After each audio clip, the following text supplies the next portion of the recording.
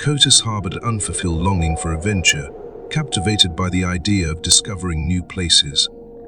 Whether he was idly lounging at home, half listening to a dull lecture, or spending a quiet with friends, his mind would often drift to vivid daydreams of traveling the world, immersing himself in diverse cultures of distant lands.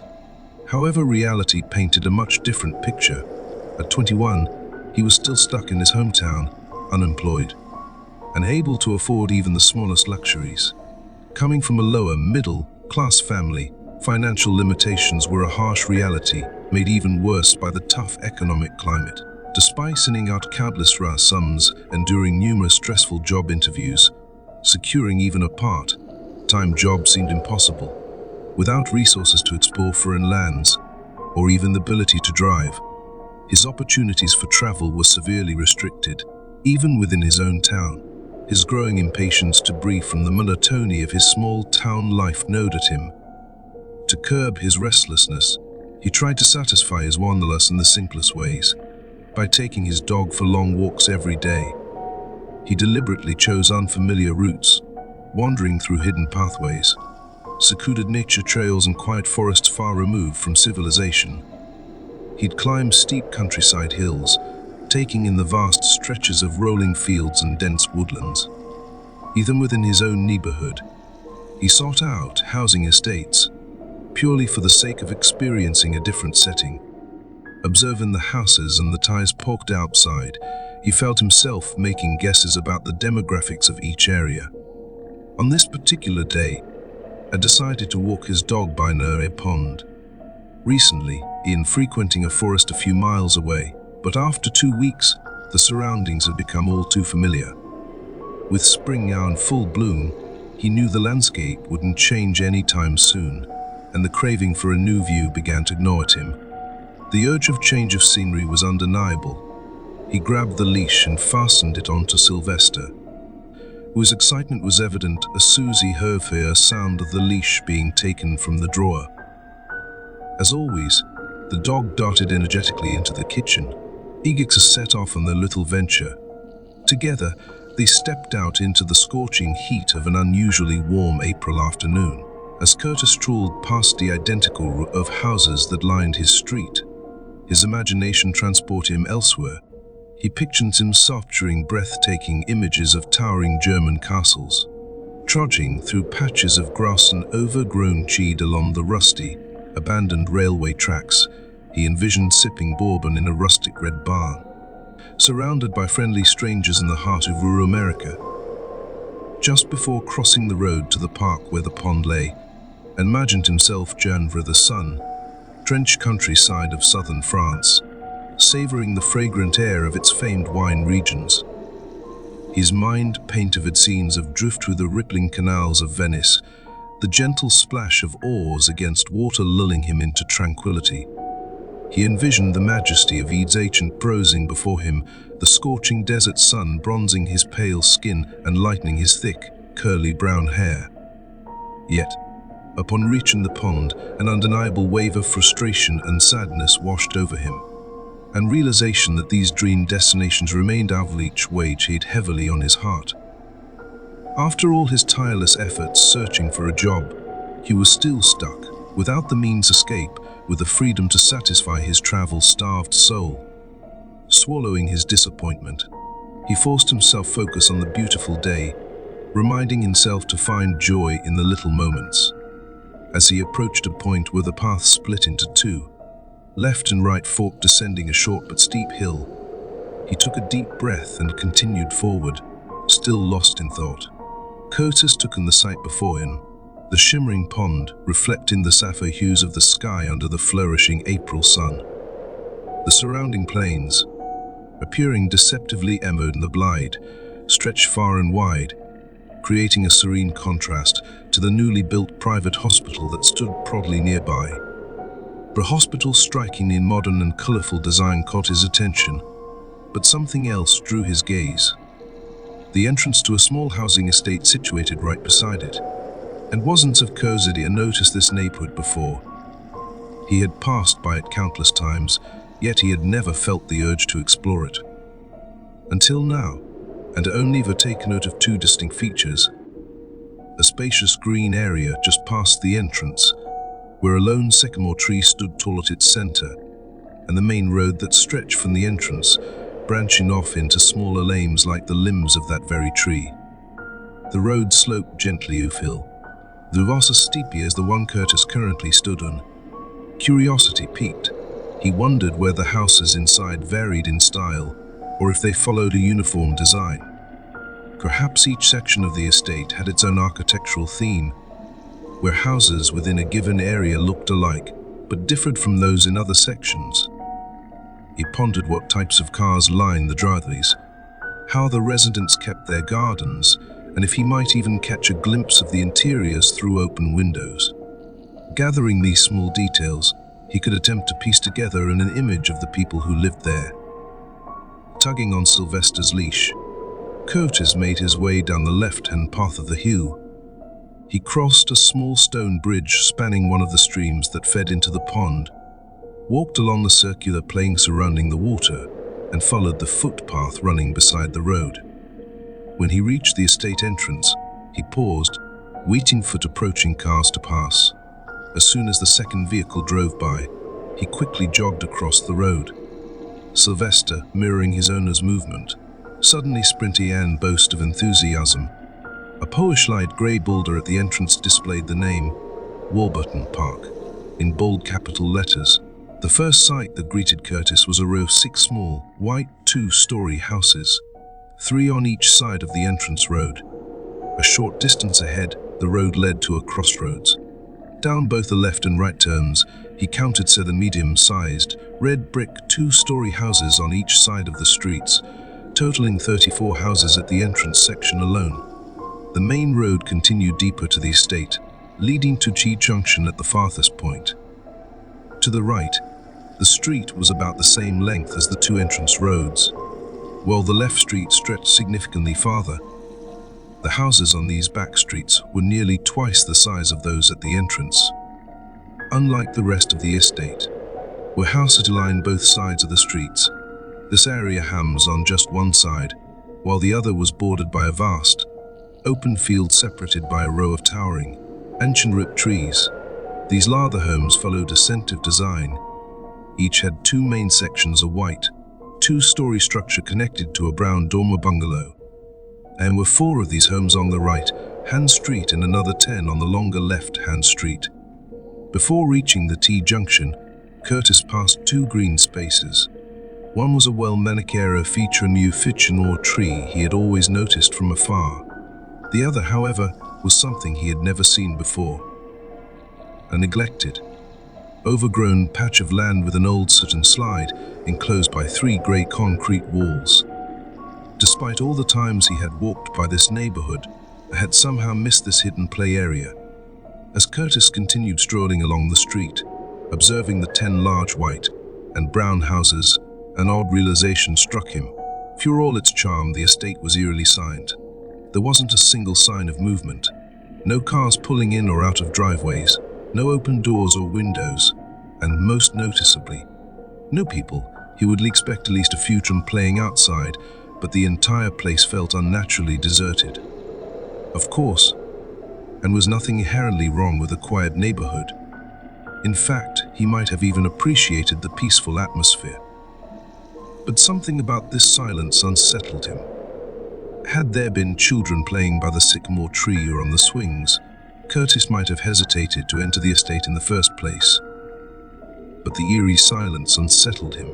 Not a single person was in sight. No kids running around, a middle-aged residents lounging inside, watching television, and nobody in the neighbor tending to the garden of the golden afternoon sun. The absence of life extended beyond the estate. He couldn't hear the distant hum of traffic from the main road he had crossed, nor any noise from the streets hidden behind the fields and towering oak trees.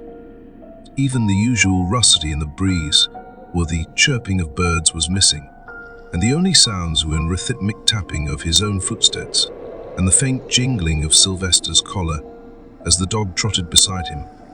When Curtis reached the end of the cul-de-sac, he turned around and decided to explore the last 4 houses on the opposite side of the estate. As he walked, he glanced up at the trees that could see their branches swaying. The wind was oddly silent. His eyes drifted to the sky, where grey clouds were rapidly gathering from what he guessed was the west-southwest. Checking his phone, he noted the time, 3:30 p.m. He figured he had just enough time to finish exploring the estate before heading home by 4300. Arriving at the top of the right-hand street, he saw that the 4 houses led into the end he had just examined. However, the street curved slightly, and he continued walking, hoping for something different. As the last 2 houses pained view from behind the others, he felt a pang of disappointment. They were exactly the same as the rest. But just as the anticlimax set in, something else caught his eye. Past the final house, a sharp right turn revealed itself. His interest reignited. Curtis quickened his pace. Stepping into this previously unnoticed section, he immediately recognized that it mirrored the 2 rows of red, brick, 2-story houses at the estate's entrance. Glancing at his phone again, PM, he continued forward, noting the Volvo parked in the driveway of the first house on the right. Then, without warning, he came to an abrupt stop. For a moment he stood there, momentarily disoriented. Turning around, he found Sylvester had stopped walking, firmly planted in place. All 4 paws had stubbornly against the pavement. Curtis gave the leash a couple of quick tugs. "Come on, boy. Let's go on, Silver." But Sylvester refused to budge. He simply sat there, gazing up at Curge of brown eyes. Defeated, Curtis sighed. If Sylvester had been a small dog chihuahua, a Jack Russell, or even a Charles Spaniel, he could have easily dragged him along. But Sylvester was a strong, well-fed Weimaraner who wouldn't move unless he wanted to. Frustrated, Curtis flicked the leash lightly in the air, unsure what to do next. But just as he did, Sylvester's ears perked up. The dog sprang to his feet, and without resistance, began following Curtis away from the hidden street of 14 houses. Spotting a young ash tree among the towering oaks, Curtis led Sylvester to it and tied his leash securely around the trunk. He crouched down to give him a reassuring rub, but Sylvester lunged forward, trying to lick his face. When Curtis turned to leave, the dog leaped up after him, only to be yanked back by the knot securing him in place. Trying to shake off the guilt from Sylvester's pleading eyes, Curtis continued down the middle of the road, glancing at the identical red, brick houses without looking back. They all appeared well maintained from the outside. Sundered messy overgrown gardens. He counted 6 unkempt yards, 5 of them scattered with children's toys, left haphazardly across the grass. The sight reminded him of the abandoned green space near the estate's entrance, where the rusting swing set and cheap slides stood eerily out of place. The uncertain emptiness of it all numbed at him. He couldn't quite put his finger on why. The remaining gardens, though not as meticulously maintained, had their own charm. Their edges were lined with half-flustered clusters of flowers, colors clashing boldly yet somehow harmonizing in a way that was oddly pleasing to the eye. The lawns were neatly trimmed, a fresh spring green, and in 1 or 2 yards, rustic tiles had been carefully placed, subtly complementing the red, brick houses. At the final cherry top, a well-crafted cake. Cut the streets the cold Sack's End, where a towering grey concrete wall, mottled with moss, stood at what he estimated to be at least 15 feet high. At its base, long blades of grass swayed slightly in the wind. Tilting his head up, he noticed that the sky had completely clouded over, thick light grey altostratus clouds stretching endlessly across the horizon. A faint sense of unease crept in, revosity in it, but the dull sky and eerie stillness only added to his discomfort. Deciding it was best to head home, he made a mental note to observe the cars on his way out. His eye stayed in the driveway, several Volkswagens, a couple of Hondas, and then landed back on the Volvo from earlier, parked at what was now the last house on the left. His gaze instinctively flicked to the house directly across from it. That was when the unsettling realization struck him once more. The silence. One quiet street exit had been odd enough, but this was something else entirely. No children, no parents, no elderly neighbors tending to their flower beds. Muthagir City Edley in their front rooms visible through parted curtains. The absence of human life in an estate this size was no longer just strange. It was unnatural. As he approached the turn leading back to the street at the rear of the estate, something sudden and stark made him freeze in his tracks. His chest tightened. His breath hitched. A cold wave of panic shot down so that it was gone. Curtis's muscles tensed, his breathing growing rapid. He spun on his heel, scanning the area frantically.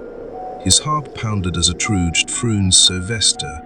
He shouted, his voice cracking from the sudden surge of fear. "Here, boy." Can't hear. His pulse was hammering in his ears as he broke into a sprint, his feet pounding against the pavement. He whistled. Once, twice, before yelling desperately again, "Sylvester, Silver, come on, boy." His throat burned from shouting, but he didn't stop. He ran harder, pushing himself toward the turn. Something wasn't right. As Curtis rounded the corner, confusion slammed into him like a solid wall. He should have been running between the oak trees and the large brown and white houses. But instead, he was back at the red brick houses. The very same one just feet away from the most covered concrete wall. The same place he had just left. Curtis' breath hitched. A cold, electric drip poured across his skin. His mind scrambled for an explanation. Did I hallucinate? Did I daydream that whole thing? But then he turned his gaze back to the street. Sarsi was still missing. His stomach dropped. Panic surged once more, but this time it was sharper, clearer, and bolted again, his racings momentarily pushed aside by sheer urgency. As he neared the turn for a second time, another realization hit him like a gut punch. The leash was gone too. Someone had taken him. Curtis skidded to a stop, his hands trembling. He whirled around, trying to make sense of what was happening. The same red brick houses, the same moss-covered wall, the same street again. No, this isn't right. His heart was hammering so loudly he could hear it in his ears. His breath came and Schmine reeled. If I imagined everything, then why? Why am I panting? Why does my chest hurt like I've been running? He turned, sprinting further than faster than before, pushing against the screaming fatigue in his legs. He had to get out. He had to break free from whatever just loop he was caught in. Maybe if he could just glimpse the white paint of a house beyond this. No, his surroundings hadn't changed.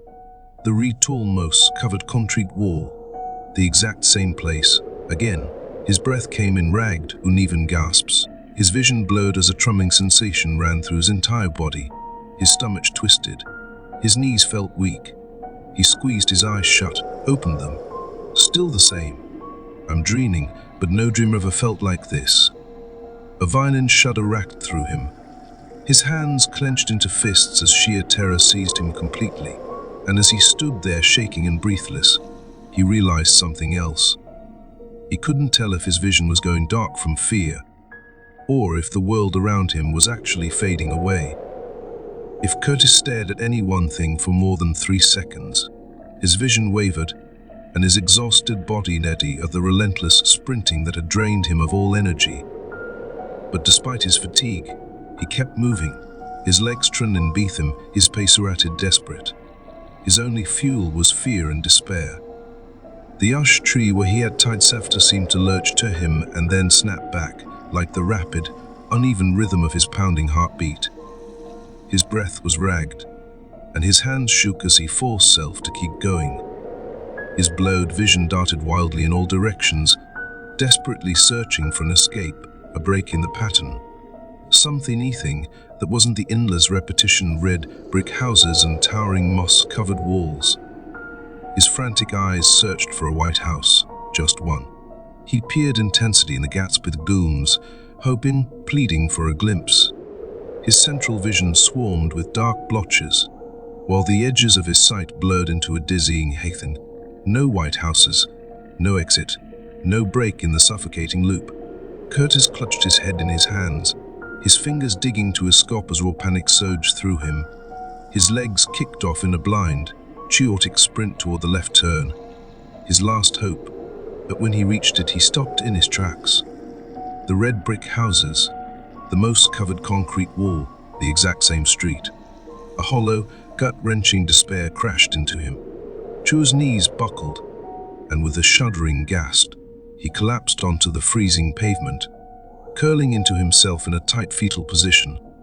His azul eyes flooded with silent tears, streaking down his pale, blank face as if his body had given up on finding the words to express his horror. He buried his face in the shadows of his own trembling palms, his curly brown hair pressing against the harsh, gritty surface of the road. The silence around him was unbearable. It was as if the entire world had been stripped of sound, leaving behind only the crushing weight of his own breath, the suffocating stillness of unchanging scenery, and the insanity in an endless repeat nightmare. There was no one to witness his suffering, no one to break the stillness, no one to help him. But then, something moved, slowly. From beneath the dense nucleated evergreen trees, lifeless arms began to emerge. Hundreds of them. The flesh, decayed and crusted, was a grossuture of pale grey and deep blue. The twisted limbs stretched upward, reaching, clawing, inching toward Curtis as he lay curled on the cold ground. And from the houses, from every window, the figures watched. They pressed their stitched lips against the glass. Their empty black eyes stared, void-like, endless. Some of them tapped, some of the fingers along the windows. Others drummed their skeletal hands against the glass in an eerily rhythmic motion.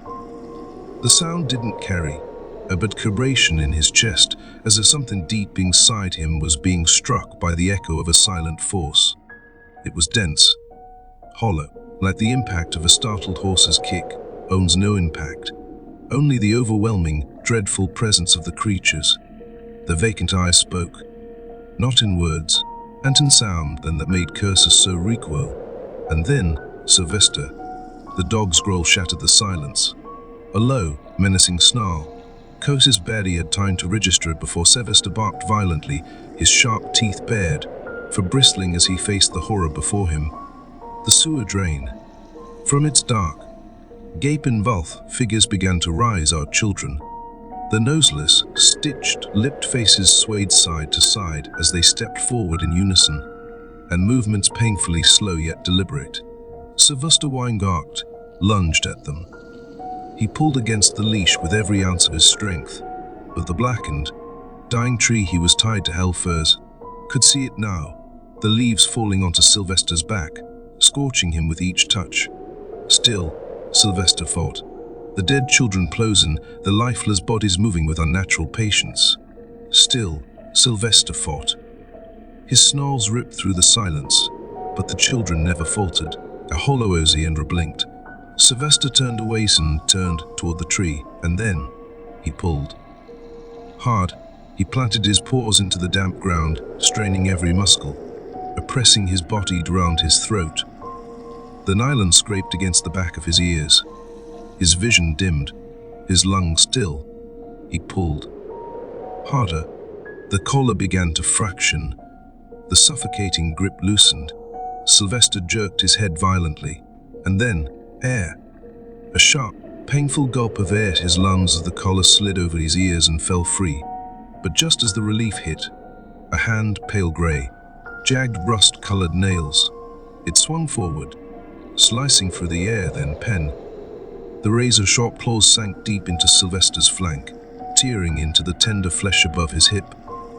The dog let out a piercing yelp, and then rage. He snapped, his jaws locked onto the ice-cold flesh of the dead child. A vicious, merciless bite. The child staggered back, its vacant stare unchained enough. Sylvester was free, and he ran, faster than ever, away from the horror, away from the dead, away from the twisting eye that refused to end. Sylvester charged forward, galloping down the subtly steep hill, his paws striking the ground in rapid succession. Above him, the orange sky felt like a gyroscope, twisting and churning in unnatural patterns. But he never looked back. He raced toward the entrance, where a thin slit of blinding light shone directly at the center of the darkness. Everything beyond that narrow beam was swallowed by total blackness. Hanging in the gloom, motionless body gently from the thickest branch of green, blackened sycamore tree. Men, women, and children, a pale and deep blue-skinned doe the lither sky. Sylvester stopped briefly. His hackles raised, he barked ferociously. A dissolvent children seated on the rusted swings, and the eyelessnin drumming their bonny findins against the windows of the small white houses near the entrance. But there was no time to hesitate. He ran, and ran, running straight toward the blinding light, until it was all he could see. For a split second, the entire world shifted violently to one side. Sylvester felt as he were floating, gravity tugging leftward as his body twisted in the air. And packed, he crushed into his side, a sharp pain flaring just above his hip, while a dull burning sensation spread across his back. He let out a few dazed barks, his vision spinning wild circles. To soothe, Hister rubbed his eyes with both front paws. When his surroundings finally came into focus, his ears perked. Somethingly strolled around the lake, their faces intact. Eyes present, mouths unstitched. Laughter bubbled in the air, mingling with the cheerful chatter of adults and the carefree squeals of playing children. Cars rolled down the streets. Birds chirped in the trees. Ducks splashed in the glimmering water. It was as if the night had never happened. Sylvester loosened his jaw. The tension melted from his body, and he began panting softly. Everything was shitty being was this instance past part 2. Evangelia's eyes snapped open. A blinding, searing pain shot through the side of her head, just above right ear, tearing her from sleep. She knew exactly what this meant. With an urgent flick of her wrist, she switched on the lamp beside her bed, then flooded the room, making her pupils contract sharply as the pain in her skull briefly intensified. She winced, gritting her teeth, pressing her fingers against her temple until the throbbing dulled. Once her vision adjusted, she reached for the small wooden box on her bedside locker, flipping open with a soft click. Thousands of them, brass, silver, gold. Her fingers rummaged through the pile, the clinking of metal filling the silence, and the sharp, rhythmic tapping of brass striking wood. But she couldn't find it. She grabbed her glasses from the windowsill, shoved them onto her face, and appended the box onto her bed. The keys spilled across the blankets, gleaming in the artificial light. She separated the gold keys from the silver and scanned the latter pile carefully. Then a sudden flash of pain. A memory ignited in her mind, flickering like a fragment of a dream. She remembered. Her breath hitched. Evangelia turned to the mannequin chest standing in the shadowed corner of her room. The silver key glimmered beneath the light, dangling from a thin chain around the mannequin's white biceps. She reached forward, allowing the cold metal chain to slither onto her fingers. Her thumb brushed against the key's intricate bow, tracing the anguished expressions etched into its surface. Hundreds of twisted faces, frozen in agony. She ran her fingers along the razor-sharp blade of the key. Tiny jagged points lined its edges, sharper than any sword. Yet when the metal bit into her skin, drawing her thin, painless tender of blood, she only smiled. The 100 carved faces drank it eagerly. Still clutching the key, Evangelia strode toward her wardrobe. She pulled open the doors without hesitation, her gaze immediately locking onto a small chest resting in the shadowed corner. A pain her head dimmed slightly as she pressed her left hand against the smooth wooden surface. Again, she traced the anguished faces, this time on the lid of the box. Not hundreds. Thought they were waiting. Evangelia lifted the small chest from her wardrobe, cradling it carefully as she carried it to her bed.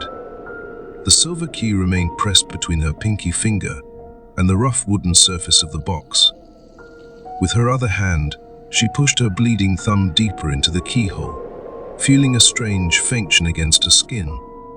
Before continuing, she inched toward the light switch and flicked it off. The relief was immediate. Darkness enveloped her once again, soothing the throbbing ache in her skull.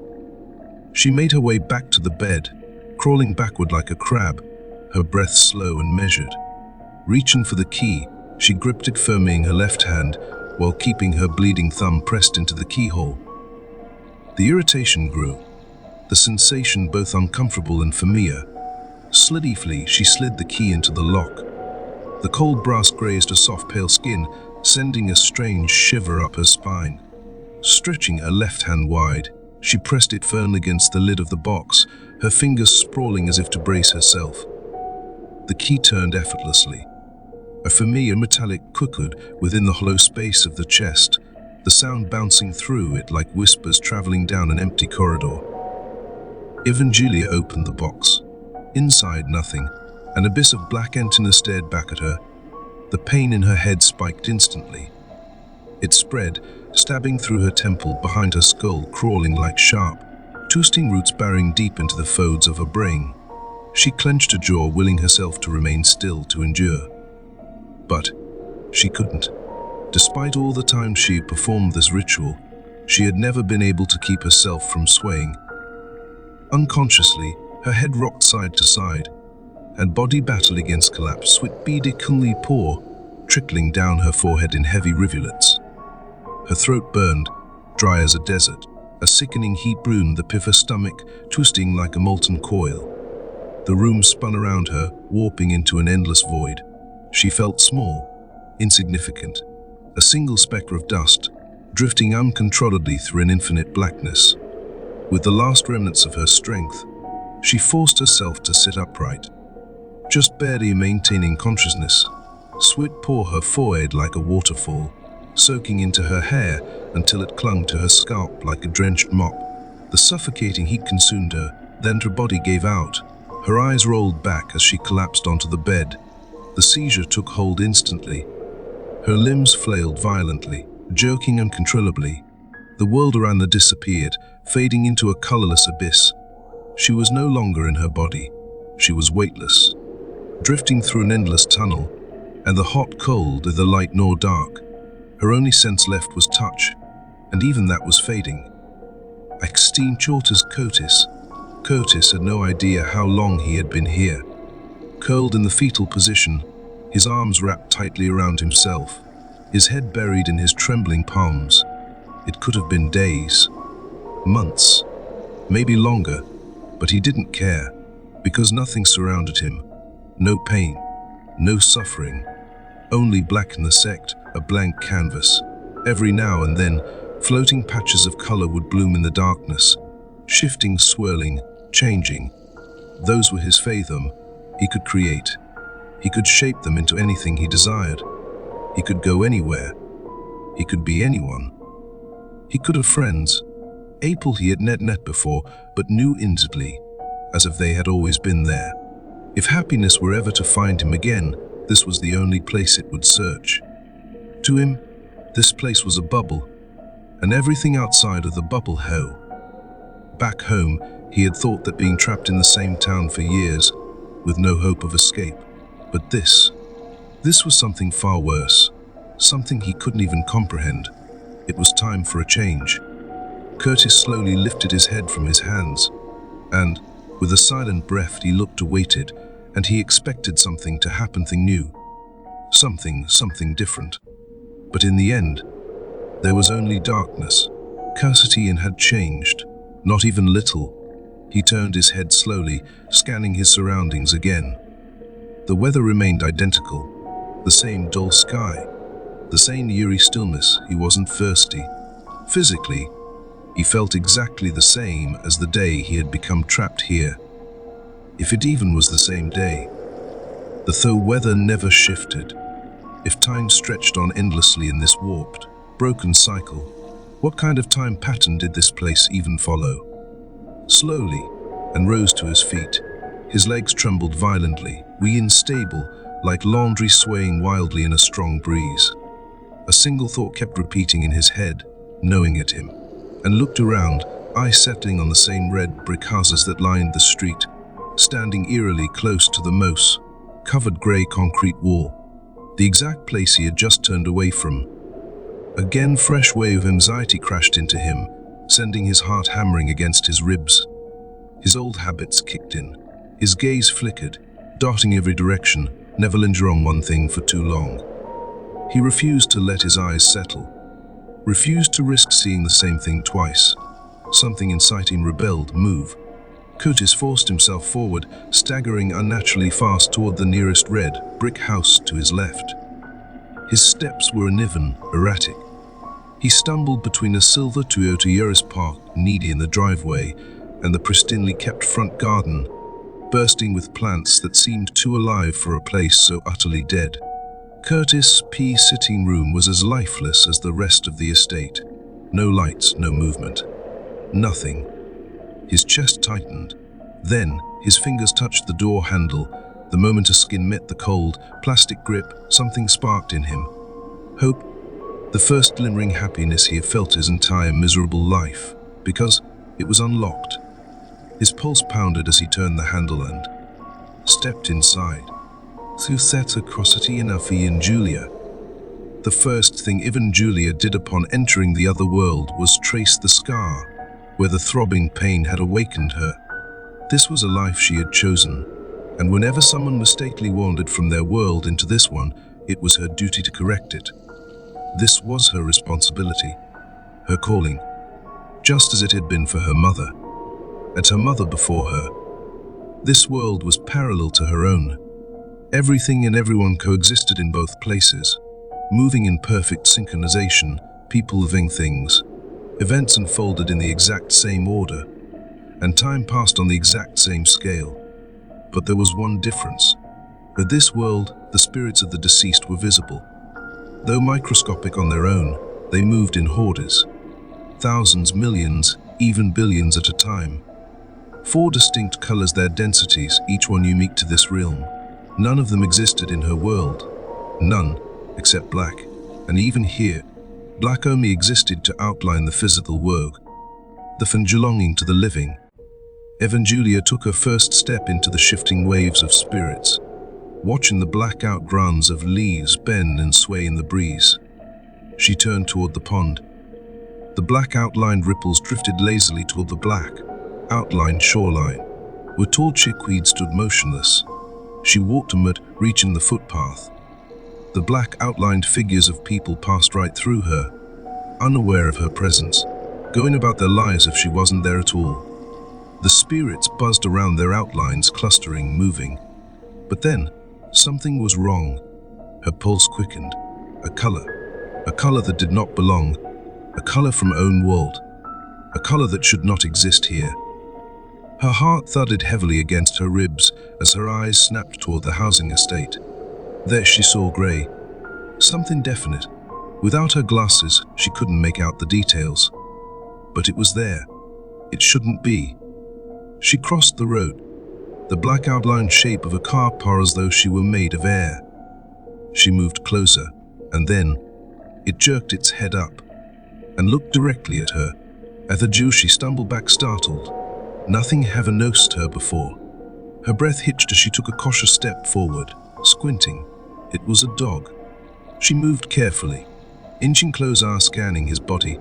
3 deep, pulsing wounds marred the lower part of his back. From each gash, a strange phenomenon unfolded. Thin, wispy streams of spirit density rose from the injuries, shifting between different spectral colors. The mist, like essence, twisted and transformed, merging into larger, flowing waves of color before dissolving into the air. The dog continued to punt softly, staring at her. Slowly, Juliet knelt down. She reached it at first, then placed her hand gently atop his head. Her focus narrowed, channeling her energy into both the dog and her own touch. Instantly, heat surged through her fingertips. Then, a sudden violent rush of memories swarmed her mind. Rakathar's restless flying over freshly cut grasses on a hot spring dusk. The knowledge poured in, unfiltered, overwhelming. His name is Sylvester. His owner, Curtis, was in Walton Park when he accidentally crossed over into the other world and became lost. Sylvester had been tied a tree when the malignant spirits approached. When they attacked, he escaped. He is the only living entity in this world that can see me, and Rakotis calls him the Shulvert. Doesn't know where Curtis is, then Sylvester doesn't know who or what attacked him. Then Sylvester doesn't know who I am. The overwhelming influx of emotion made her head pound. With a sharp gasp, She pulled her hand away, her eyes squeezing shut as the throbbing pain returned to her scar. She exhaled slowly, letting the pain fade before opening her eyes again. Sylvester had sat down now, his body more relaxed, but his amber brown eyes remained locked onto her. He was still panting, smiled at her lips. She let out a short whistle. Sylvester's ears perked up. To her joy, he stood up immediately and followed her into Walton Park.